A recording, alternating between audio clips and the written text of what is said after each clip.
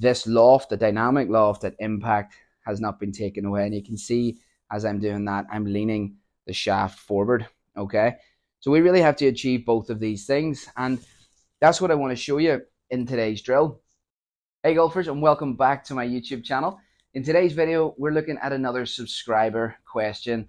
I sent a video out a couple of weeks ago asking people to comment their issues, and this one today comes from James. Thank you, James, and thank you everybody that commented, and obviously everybody that subscribes and watches my videos. I really appreciate it so much, and I really enjoy doing this. So this one comes, I can't hit my irons strong enough. Okay, this is going to be from one of two issues or potentially both. So I'm going to cover both of them in today's video and get those irons flying out a lot stronger. So if you are a golfer watching this, it's not just specifically about James's issue, because I know a lot of people struggle with this. This video will really help you and you get a lot of value from it. Okay, guys? So before we dive into that, if you haven't done so already, please don't forget to hit the like button, hit the subscribe button, and let's get started. Okay, so what we first have to understand is a term called spin loft. Okay, and put simply, I'll explain it more in detail, but attack angle and the loft that you present at impact. So to achieve this sort of strong compression on your irons and get the distance out of them, kind of like the guys we see on TV, we need to have a smaller spin loft. If you're struggling and not getting enough distance, then these two angles are far apart. Okay, and as I said, this could be one of two things. First of all, let's talk about attack angle. So let's think of that black spot being the golf ball, and I say I'm hitting in this direction. We want a negative attack angle, or hitting down on the golf ball. Okay, so there's a chance, even if you're hitting your irons and don't feel they're getting enough compression or hitting them far enough, you can still be hitting down on the ball, but maybe don't have that second piece. And as I said, it could be a culmination of the two things. So in order to do this, we have to make sure we have that. We're hitting down on the golf ball, okay? And this is what our drill is going to help us with. Then we have little magnetic pointer on the club representing the loft, okay? So we're setting the attack angle more downward, okay? And the ball is at the black spot. Say we're doing that, and we're coming into impact though and adding lots of loft, okay? That angle, as you see I do that, gets bigger, and the closer these are, the more compression we're going to get. So we could be hitting down but still adding tons of loft. So we're like, okay, well, I've been on track, man. I hit down, but I still don't get enough out of my irons what I should be doing, because this loft, the dynamic loft at impact, has not been taken away. And you can see as I'm doing that, I'm leaning the shaft forward. Okay, so we really have to achieve both of these things, and that's what I want to show you in today's drill. But let's say you're adding loft, and this is where the two things could be wrong.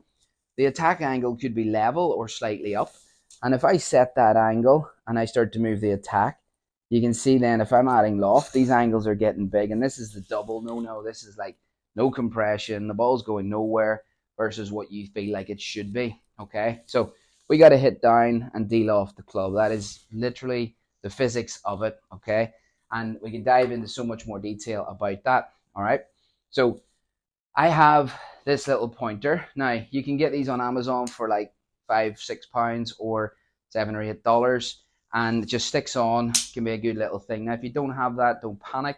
What you can do is get some blue tack and a golf tee and stick it on the club face, and you'll have yourself essentially the same thing. Okay, so what we're trying to do, we're going to grab our head cover. Okay, and you can see here the hole obviously for our driver, and we're going to place it about a club head in front of where the golf ball would be. Now this drill is fantastic for really getting that feeling of compression and all those great things, plus keeping your club face square while you do it as well. I'll talk about that in a second. But here, if I set up, okay, we now know we need to be hitting down and de-lofting the club, right? Watch what happens if I set up, swing back, and I try and hit down on the golf ball, but essentially put the pointer in the cover. What do I need to do from here to achieve that? Can I go back? No chance, because even if I de-lofted, I still couldn't do it. Okay, so that's going to help. This drill is going to help with our our weight shift as well, which will help us hit down on the ball. Okay. Now also thinking about taking loft off it. If I come in and I lean back and add loft, like probably 80-90% of the golfers that I teach stay back, add loft, I still have absolutely no chance of putting the pointer in the cover. Okay. I should mention as well, when you're doing this, don't do it with a lob wedge, because you've got so much loft to begin with. You'd really need to be like this in order to get it in the cover. So a 6 or a 7 iron works really well for this. When you're setting up, now thinking nothing about body or movements or how I need to achieve this, I'm thinking from the top, I'm going to put that in that cover. Okay, how would I do it? There's a little bit of guided self-discovery for you as well, and that reverse engineering. So I'm thinking, right, well, can't do it if I shift back, so need to have a little bit of shift. And this is something we see from the world's best, is these 2 points in transition move together and in front of the ball, and obviously they sort of explode up. But we're in here. I'm thinking, right, got to shift to get that in here, and I got to have my hands ahead there. Now I know this is a very exaggerated position, obviously, as it's a drill, but just start to think about, you're not thinking about body movement so much. It's more of an external thing. I'm thinking, right, put that in there. How can I do that? Can't do it if I do this. Can't do it from way back here. I can do it if I lean the handle forward and that way and get my weight across.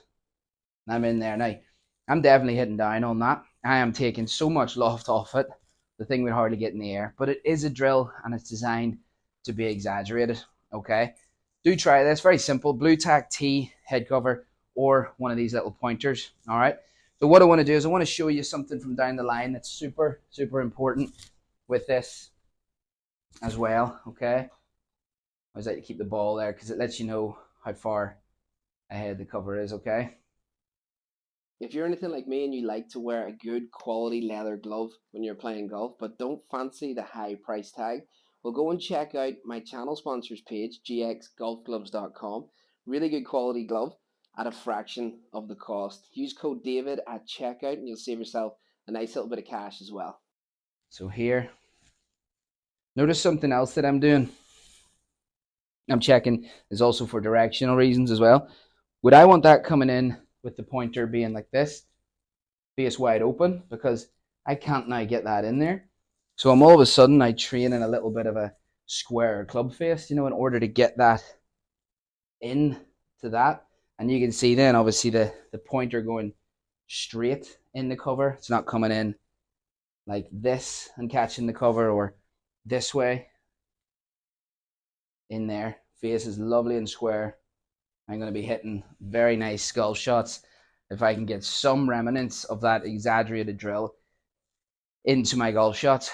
Okay, so decreasing that spin loft, hitting down, also taking care of the body movements, club face, shaft, all those things. It's absolutely fantastic and a fun little thing to do to play around with.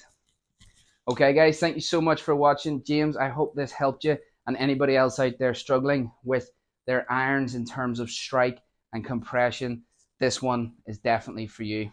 All right, guys, before we go, if you haven't done so already, please don't forget to hit the like button, hit the subscribe button, and see you guys in the next one.